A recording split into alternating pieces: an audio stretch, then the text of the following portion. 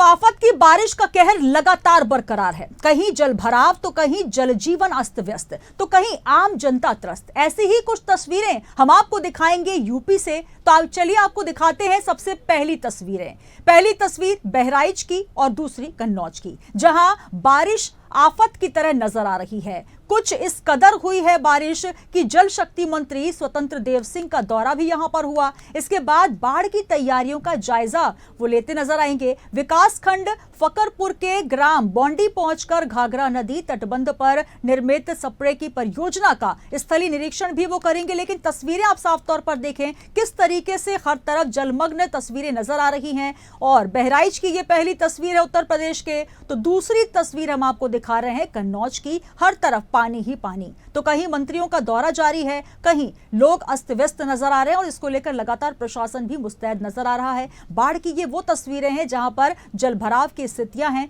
कई जगह नदियां उफान पर हैं, कई जगह नाले भी नदियों में तब्दील हो गए हैं। लगातार राहत और बचाव की स्थितियां भी देखी जा रही हैं। आपको बता दें कि जो दूसरी लोकेशन है वो कन्नौज की है। गांव के सामने रात के समय कटान हो गया और नहर में पानी तीव्र गति से पहुंचने लगा। गांव समेत वहां पर बने परिषदीय विद्यालय समेत सैकड़ों बीघा कृषि भूमि पर जल भराव हो गया।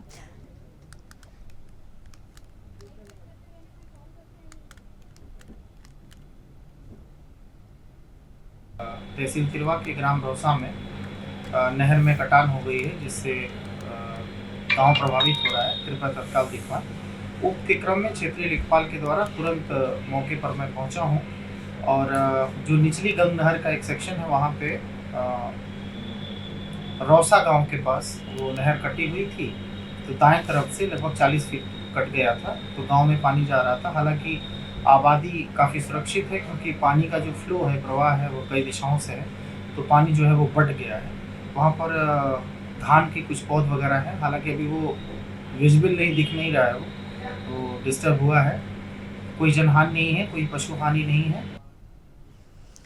तो अभी आप सुन रहे हैं अवनीश कुमार, तहसीलदार तिरवा कन्नौज के, जिनका कहना है कि पानी जल भराव की स्थितियां जरूर निर्मित हुई हैं भारी बारिश की वजह से, लेकिन लगातार प्रशासन मुस्तैद नजर आ रहा है। तस्वीरें आप देखिए उत्तर प्रदेश की, दो तस्वीरें हम आपको दिखा रहे हैं कन्नौज और बहराइच से, जहां पर बारिश से जनजीवन अस्त व्यस्त नजर आ रहा है। ये तस्वीरें हम आपको वो दिखा रहे हैं जहां पर लगातार जल भराव की स्थितियां हो चुकी हैं। इन तस्वीरों में आप सामने देख सकते हैं कि किस तरीके से बारिश की वजह से लगातार जलभराव हो रहा है। और चलिए हमारे साथ रानू श्रीवास्तव कन्नौज से हमारे साथ जुड़ रहे हैं। रानू, जिस तरीके की तस्वीरें हम देख रहे हैं, लगातार हर तरफ जल भराव की स्थितियां नजर आ रही हैं और लोग कहीं ना कहीं परेशान नजर आ रहे हैं। इसको लेकर क्या कुछ अभी स्थितियां देखी जा रही है? प्रशासन किस तरीके से इसको लेकर मुस्तैदियां दिखा रहा है? बारिश के दौरान प्रशासन मुस्तैद है और यहाँ कन्नौज में निचली गंग लाइन निकली, वहाँ पे आज रात में कटान हो गया रौसा गांव के पास में, जहाँ पे कटान होने से गांव समेत में गांव में जल भराव हो गया। इसके साथ ही वहाँ पे स्कूल में भी जल भराव हो गया। सूचना पाते ही तहसीलदार मौके पहुंचा और उन्होंने नहर विभाग के अधिकारियों से बात करके उसे बंधवाना शुरू कर दिया है। जी बिल्कुल रानू, जिस प्रकार की तस्वीरें हम देख रहे हैं, लगातार जो सड़कें हो या फिर नहर के आसपास का इलाका, हर तरफ जो सड़कें हैं वो तो नजर ही नहीं आ रही हैं। लगभग वो बिल्कुल नदियों में तब्दील होती नजर आ रही है। रोड है या फिर नदी नजर नहीं आ रहा। तो कुल मिलाकर इस स्थिति को लेकर किस तरीके के इंतजाम प्रशासन द्वारा किए गए हैं? क्योंकि आमतौर पर अब बारिश का जो कहर है वो बढ़ता नजर आएगा। अभी शुरुआती दौर है जब इस प्रकार की स्थितियां निर्मित हो गई हैं। इसको लेकर किस तरीके की तैयारियां और प्रशासन के द्वारा क्या कुछ इंतजाम किए जा रहे हैं? प्रशासन मुस्तैद है। इसके बाद जहाँ भी सूचना आती है पहले से इंतजाम करवा देता है। इसके बाद ये अचानक रातों रात कई तरीके से कटान हो गया, जिसको लेकर गांव में जल भराव हो गया है। जिसको लेकर प्रशासन मुस्तैद है। वहाँ पहुँचकर प्रशासन से बंद करवाना शुरू कर दिया है। तो चलिए रानू हमारे साथ जुड़े हुए हैं। तस्वीरें हम आपको एक बार फिर से दिखा रहे हैं जहां पर आप देख सकते हैं जनजीवन पूरी तरीके से अस्त व्यस्त हो चुका है। हालांकि कलेक्टर से लेकर तमाम प्रशासनिक अमला वहां पर पहुंचा हुआ है। ये तस्वीरों में आप देखिए जहां पर ट्रैक्टर ट्रॉली साफ तौर पर घुसी हुई है उस नहर के इलाके में और पुलिस प्रशासन भी पहुंचा हुआ है। जायजा लेते हुए प्रशासन नजर आ रहा है कि किसी तरीके की जनहानि तो नहीं हुई है। हालांकि ये अचानक परिस्थितियां बनी है जहां पर आप देखिए कुछ इलाके ऐसे हैं जहां पर रेलवे ट्रैक में भी पानी जा घुसा है। तो कुल मिलाकर आफत की बारिश ये नजर आ रही है और ये उत्तर प्रदेश के वो दो इलाके हैं, बहराइच और साथ ही कन्नौज, जहां पर ये तस्वीरें हम आपको दिखा रहे हैं। लेकिन कमोबेश यही स्थिति तमाम इलाकों की है। बारिश से जनजीवन पूरी तरीके से अस्त व्यस्त हो चुका है और अभी ये जो बारिश है ये शुरुआती दौर है। हालांकि अभी तक ये कहा जा रहा है कि अब नदियां और उफान पर आ रही हैं, जिसको लेकर प्रशासनिक अमला और तैयारियों में जुटा हुआ है। अब देखिए किस तरीके से कटान हुआ है। कटान की वजह से पानी जो है वो सड़कों में भी आ गया है, हर तरफ कीचड़ और पानी लबालब नजर आ रहा है।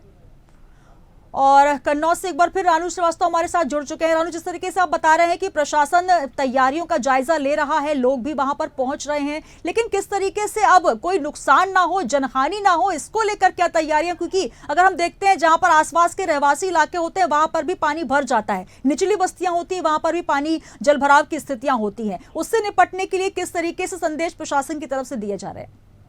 बरसात का मौसम देखते हुए कन्नौज डीएम ने कहा जाए, कन्नौज डीएम ने ब्लॉक कर्मचारी व लेखपालों को निर्देश दे रखे कि गांव-गांव जाकर भ्रमण करें और जायजा ले कि बारिश में कोई जल भराव ना होगा, जल भराव तो उसे तत्काल निकाला जाए। बिल्कुल रानू, जो तस्वीरें हैं उसमें कहीं ना कहीं ये भी देखा जा रहा है कि लोग वहां परेशान नजर आ रहे हैं। जल इतना ज्यादा भर चुका है कि वहां से निकलना मुश्किल है। जो ट्रैक्टर ट्रॉली है वहां पर सड़कें नजर नहीं आ रही हैं। अब इस पानी को निकालने के लिए किस तरीके की स्थितियां, क्योंकि ये पहली बार नहीं हो रहा कि पानी भर रहा हो, बारिश के पहले आखिर इंतजाम पूरे क्यों नहीं किए गए? अच्छा, कन्नौज में देखा जाए तो ये गांव-गांव जल भराव के निजाम निकासी किए गए हैं। इसके बाद भी ये जो नहर कटी है ये अचानक कटी है। इसको भी लेकर प्रशासन वहाँ से जो गांव में पानी भरा हुआ है उसको लेकर पंपिंग सेट लगाकर पानी का निकास करवा रहा है। चलिए, तो पंपिंग की वजह से ये जो पानी है अब धीरे धीरे बाहर निकलता नजर आ रहा है। आप देख सकते हैं कटान हो चुका है, जिसमें भारी बारिश की वजह से ये पूरा इलाका जलमग्न हो चुका है और वहां पर लोग पहुंचे हुए हैं, साथ ही प्रशासनिक अमला वहां पर पहुंचा हुआ है। बारिश से जनजीवन अस्त व्यस्त हुआ। रानू, आपसे ये भी जानना चाहेंगे कि जिस तरीके का वहां पर पानी का माहौल दिख रहा है, जलभराव की स्थितियां हैं, कोई जनहानि तो नहीं हुई है और कितना नुकसान का आकलन हुआ है? मौजूदा समय में खेतों में फसलें नहीं है, इसलिए लोग अभी धान की फसल लगाने की तैयारी कर रहे थे, मगर अब किसानों की धान की फसल कुछ देरी में लग पाई क्योंकि उनके खेतों में जलभराव हो गया है। जब वो जलभराव सूखेगा इसके बाद ही वो धान लगा पाएंगे उसमें। चलिए, बहुत शुक्रिया रानू हमारे साथ जुड़ने के लिए। आगे भी आपसे अपडेट्स लेंगे, नजर बनाए रखिएगा। और दूसरी तस्वीर जब आपको दिखा रहे थे बहराइच की, बहराइच में भी कमोबेश यही स्थितियां हैं। हमारे साथ हमारे संवाददाता अब्दुल कादिर जुड़ चुके हैं। अब्दुल, हर तरफ बारिश जो है वो कहर बरपा रही है, आफत की बारिश हो चुकी है और लगातार मौसम विभाग भी संकेत दे रहा है कि अब आपको चौकन्ना रहना है। लेकिन प्रशासनिक अमले की बात करें तो किस तरीके की वहां पर स्थितियां देखी जा रही हैं अगर बहराइच की बात करें तो? जी बिल्कुल, अब आपको बता दें कि बहराइच जनपद के 4 तहसील हमेशा बाढ़ की प्रभावित होती है। यहाँ के करीब 1000 गांव प्रभावित होती है। 5 लाख से अधिक आबादी हर साल बाढ़ की प्रभावित होती है। इस बार 2 तहसील जो सरयू नदी के क्षेत्र में आती है, नानपारा और मीरपुरवा, सरयू नदी में ज्यादा पानी आ जाने की वजह से नदी के करीब बसे लोगों के घरों में पानी चला गया है, जो है प्लान करके दूसरी जगह प्रशासन द्वारा ले जाया जा रहा है। लेकिन साथ ही साथ सरयू नदी में जो बाढ़ आती है साथ साथ कटान शुरू हो जाती है। तो कहीं ना कहीं जो लोगों ने अपनी मशक्कत से बनाए अपनी आसियाने हैं, काफी रुपए लगाए थे और आसियाने बनाए थे, आज उसी आसियानों को अपने हाथ से उन्हें तोड़ना पड़ रहा है और तोड़ करके दूसरी जगह उन्हें प्लान करना पड़ रहा है। हालांकि हर साल प्रशासन करोड़ों रुपए खर्चा करके इन बाढ़ के लिए ठोकर बनाता है कि बाढ़ गाँव में न जा सके, लोगों को प्रभावित न कर सके। लेकिन इसके बावजूद हर साल हजारों गाँव बहराइच के 4 तहसीलों में है ये बाढ़ से प्रभावित होते हैं। बिल्कुल अब्दुल, इस वक्त आप वहां पर मौजूद हैं, ग्राउंड जीरो से आप ये रिपोर्टिंग कर रहे हैं। किस तरीके से लोगों की प्रतिक्रियाएं आ रही हैं? क्योंकि हमेशा ये देखा जाता है कोई एक इलाका नहीं है बल्कि उत्तर प्रदेश के तमाम इलाके जहां पर जलभराव की स्थितियां हो जाती हैं, नदियां उफान पर आ जाती हैं। आखिर प्रशासन पहले से क्यों नहीं ये तैयारियां कर लेता? जिस प्रकार से आप बता रहे हैं कि काफी नुकसान वहां पर देखा जा रहा है और अभी आप वहां पर मौजूद हैं, अभी लोगों से क्या बातचीत हो पा रही है? क्या प्रशासन के द्वारा किए गए तमाम इंतजामों से खुश है जनता?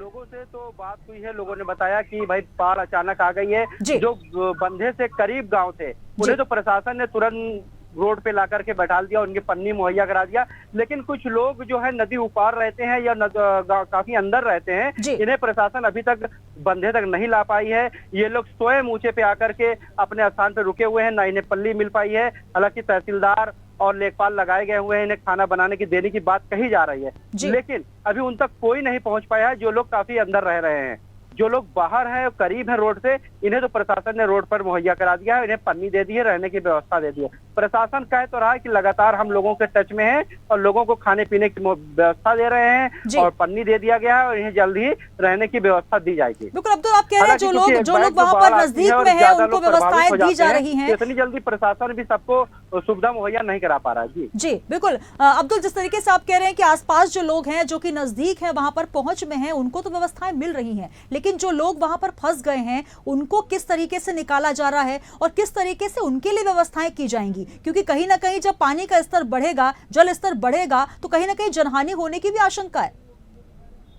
जी बिल्कुल, ये नेपाल की पहाड़ों में जो बारिश होता है, जो एक बैग जो वहाँ ज्यादा हो जाता है, छोड़ा जाता है, ये पानी एक बैग आ जाता है, सैकड़ों गांव एक बार में जो है डूब जाते हैं, घरों में पानी चला जाता है। तो इतने में एक बैग सबको सुविधा दे पाना सरकार के बस में नहीं होता है या प्रशासन के बस में नहीं होता है। लोग तो लगाए गए हैं मुहैया कराने के लिए। जैसे कल से गाँव में पानी धीरे धीरे भरना शुरू हुआ और देर रात तक ज्यादा पानी हो गया है। कल से कटान भी तेज हो गई, तो अब कहीं ना कहीं लोग धीरे धीरे, जो लोग करीब हैं इनको तुरंत सुविधा मुहैया हो जाती है, जो लोग अंदर बसे हुए और पानी चला जाता है इनको तो थोड़ा समय लग जाता है प्रशासनिक लोगों को पहुंचने में। हालांकि प्रशासनिक लोग कह रहे हैं कि हर आदमी तक हम टच में, जिस जिस गांव में पानी गया है हम लोगों के टच में है और उन्हें सुविधा मुहैया करा रहे हैं। चलिए, बहुत शुक्रिया हमारे साथ जुड़ने के लिए अब्दुल। तो ये तस्वीरें देखिए, दो तस्वीरें हमने आपको दिखाई, जहां पर एक तरफ बहराइच की तस्वीर, दूसरी तरफ कन्नौज की तस्वीर। हालांकि प्रशासन मुस्तैदी दिखा रहा है, लेकिन कई लोग ऐसे हैं जो कि निचले इलाकों में फंसे हुए हैं, जो कि दूर दराज में फंसे हुए हैं, उनको भी निकालने का प्रयास किया जा रहा है और उनके लिए भोजन और तमाम व्यवस्थाओं को मुहैया कराया जा रहा है।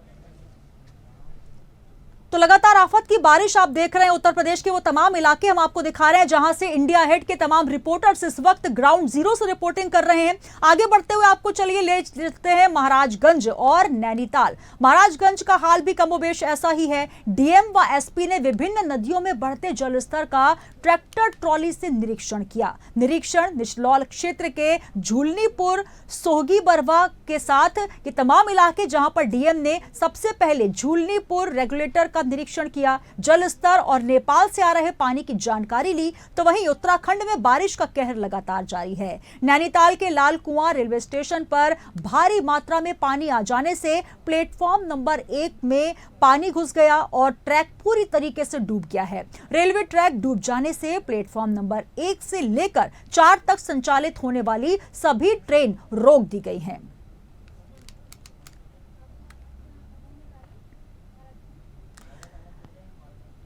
तो चलिए हम रुक करेंगे महाराजगंज से। हमारे संवाददाता मोहम्मद आलम जुड़ चुके हैं, ग्राउंड जीरो से रिपोर्टिंग कर रहे हैं। मोहम्मद, जिस तरीके की तस्वीरें हम देख रहे हैं, लगातार ये तस्वीरें बारिश की इंडिया हेड के कैमरे से हम दिखा रहे हैं, क्या कहेंगे वहां किस प्रकार की स्थितियां हैं बारिश की?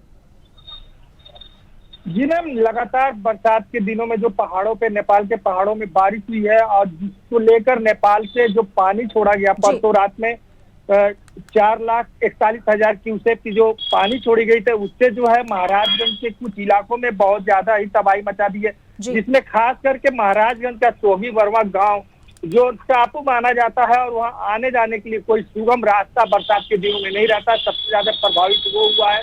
उसके बाद महाराजगंज के सटे गांव जो निचलौल तहसील से सटा हुआ गांव है आपका डोमा, चंदा, गुलरभार, झूलनीपुर, बढ़िया, ये सब गांव भी प्रभावित हुए हैं और पानी जो है लगातार जलस्तर जिस तरह से बांध लगाया गया है, उस बांध के करीब से जिस तरह से पानी कल रात के 12 बजे से बहना स्टार्ट हुआ, वो ग्रामीणों में काफी दहशत फैलाया, जिसके मद्देनजर महाराजगंज डीएम अनुनय झा और अपने साथी सहयोगियों के साथ कल बंदे का भी निरीक्षण किया और सोहगी बरवा भी पहुंचे थे और वहां का जायजा भी लिया है। बिल्कुल मोहम्मद आलम, आप इस वक्त वहां पर मौजूद हैं, वहां पर लोगों से आपकी बातचीत हुई होगी, जिस तरीके से वहां पर लगातार डूब की स्थिति बनी हुई है, लगातार वहां पर लोग परेशान हैं, क्या उनके लिए भोजन की व्यवस्था और पानी से बचाव के लिए किस प्रकार के इंतजाम किए जा रहे हैं? जो इंतजाम है क्या वो काफी है या ना काफी? जी, प्रशासन जिस तरह से कल से अलर्ट मूड में आया है, जो बंधे मतलब डैमेज हो रहे थे उसका रिपेयरिंग काम भी चालू हुआ है और जहां पे इस तरह की व्यवस्था की गई थी वहां पे एनडीपीएस की टीम जो भेजी गई है और जगह जगह जो है अगर किसी तरह का अगर बाढ़ आ जाता है, कोई अप्रिय घटना हो जाती है, उसके लिए भी प्रशासन जो है कमर कस रखा है और लगातार इन सब जगहों पे प्रशासन अपनी नजर बनाई हुई है और टीम लगी हुई है। बिल्कुल, तो हम देख रहे हैं यहाँ पर मोहम्मद की ट्रैक्टर ट्रॉली में बैठकर प्रशासनिक अमला पहुंच रहा है।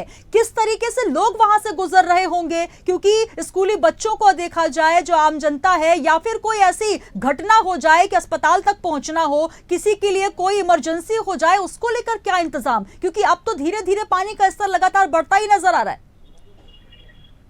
जी मैम, ये जो अब बोल रही है प्रशासन जो ट्रैक्टर से जा रहा है, जो सोगी वर्मा गांव है और जहाँ पे कल हमारे डीएम अनुरेश झा जिलाधिकारी पहुंचे थे, उस गांव में अभी तक मुख्य मार्ग के लिए कोई समुचित व्यवस्था नहीं की गई है। वहां अगर आपको जाना है तो वाया नेपाल या वाया बिहार होके आपको जाना पड़ेगा, या फिर यहाँ से आप जिला कुशीनगर जनपद पहुंच जाएंगे, वहां से भी बिहार जाएंगी और बिहार से फिर कुछ आपको सोगी वर्मा जाने के लिए मिलेगा। जो बरसात के दिनों में पानी भर जाता है और लगभग 3 से 4 किलोमीटर एरिया तक उसमें नाव से जाना पड़ता है। अभी गनीमत है कि ट्रैक्टर ट्राली से लोग निकल जाते हैं। इमरजेंसी के लिए कहा जाए तो लोग वहाँ के भगवान भरोसे ही रहते हैं। बिल्कुल, तो भगवान भरोसे सरकार और लोग जो हैं वो सरकार के भरोसे। कहीं ना कहीं ये कहा जा सकता है कि अब इस पूरे मामले में प्रशासन जो है, हालांकि आगे आके जायजा तो ले रहा है, लेकिन किस तरीके के इंतजाम किए जाएंगे। हमारे साथ जुड़े रहिएगा मोहम्मद आलम, हमारे साथ अब उत्तराखंड से भी संवाददाता जुड़ेंगे, उनका भी रुख कर लेंगे। लेकिन तस्वीरें हम आपको दिखा दें, बारिश का कहर जो है वो लगातार जारी है। नैनीताल की भी तस्वीरें आपको दिखाएं, जहां पर लाल कुआं रेलवे स्टेशन पर भारी मात्रा में पानी भर जाने से प्लेटफॉर्म नंबर 1 पर पूरी तरीके से डूब की स्थिति है।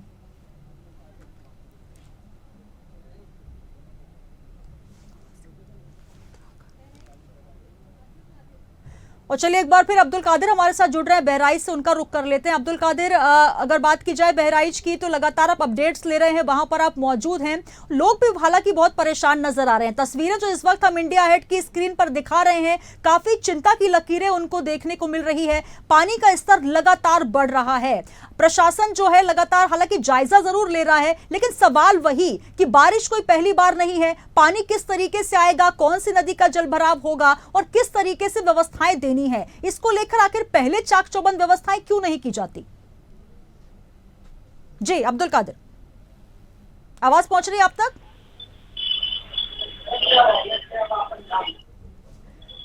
तो चलिए, अब्दुल कादिर से हमारा संपर्क टूट चुका है, लेकिन ये तस्वीरें साफ तौर पर बयां कर रही है कि किस तरीके से जल जीवन अस्त व्यस्त है, जल का स्तर भर गया है और हर जगह त्राही त्राही ही नजर आ रही है। कहीं मंत्रियों का दौरा हो रहा है तो कहीं प्रशासन का दौरा हो रहा है। बारिश से पूरी तरीके से जनजीवन उलट फिरत हो चुका है और ये देखिए, पेड़ जो हैं वो भी पानी में पूरी तरीके से डूब गए हैं।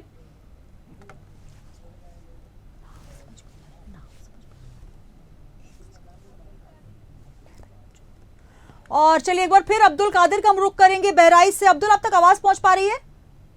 जी बिल्कुल बिल्कुल बिल्कुल, कहीं ना कहीं नेटवर्क का भी इशू जरूर आ रहा है। और देखिए, जहां आप खड़े हैं वहां पर चलना दूभर हो रहा है। प्रशासन का अमला जो है वो स्वयं ट्रैक्टर ट्रॉली से पहुंच रहा है। लोग जो है वो पैदल नहीं चल पा रहे हैं। वहां की स्थितियां जो है ये कही जा सकती हैं कि आखिर इंतजाम नाकाफी रहे। पहली बार ऐसा नहीं हो रहा। वही सवाल मैं आपसे करना चाहूंगी, क्यों नहीं पहले अलर्ट मोड पर प्रशासन आ जाता है? हालांकि ये कहा जाता है कि नदियों का पानी जो है वो दूसरी जगह से छोड़ा जाता है। आसपास के जो इलाके हैं, नेपाल हो, आसपास के जो नदियां हैं, वो कहीं ना कहीं उनसे पानी छोड़ दिया जाता है, लेकिन ऐसा हर बार होता है और यही डूब की स्थिति जिससे जनता परेशान होती है।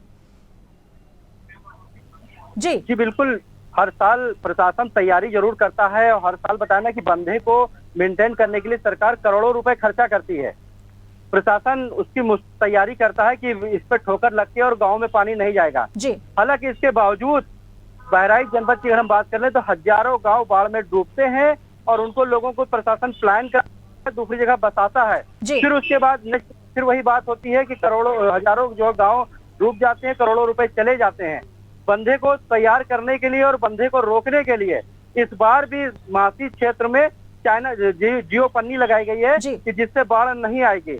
आज स्वतंत्र देव सिंह जो जल शक्ति मंत्री हैं वो इसका निरीक्षण भी करने आ रहे हैं और बाढ़ क्षेत्र में सुरक्षा को देखने भी आ रहे हैं। उनका कहना है कि प्रशासन ने जो तैयारी की है इससे बाढ़ को रोका जा सकेगा। लेकिन अब्दुल सबसे बड़ी बात यह है कि प्रशासनिक अमला तो हेलीकॉप्टर से आकर ऊपरी हवाई जायजा लेकर चला जाएगा, बातें हवाई हो जाएंगी, लेकिन जो लोग वहां पर मौजूद हैं, जो कि वहां पर जनजीवन पूरी तरीके से अस्त व्यस्त और त्रस्त हो चुका है, उनके लिए जो जरूरी व्यवस्थाएं हैं, जो मूलभूत सुविधाएं हैं, इस पानी के मौसम में, इस बारिश के मौसम में कैसे पहुंचेंगी?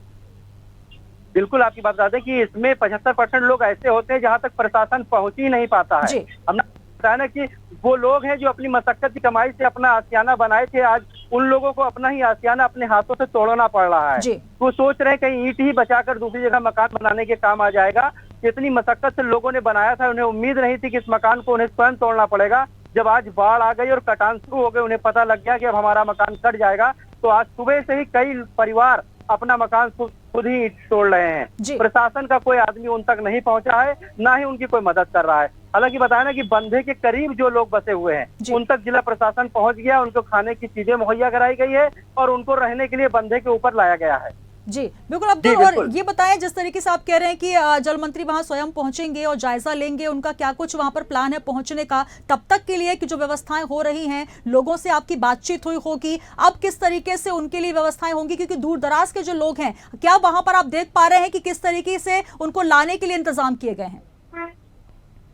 बिल्कुल, जो जल शक्ति मंत्री पहुंच रहे स्वतंत्र सिंह, इनको कैसरगंज तहसील के लगे हुए गांव से ही ले जाया जा रहा है, जहां पे चाइना बंधे के पास चाइना जियो पन्नी लगाई गई है।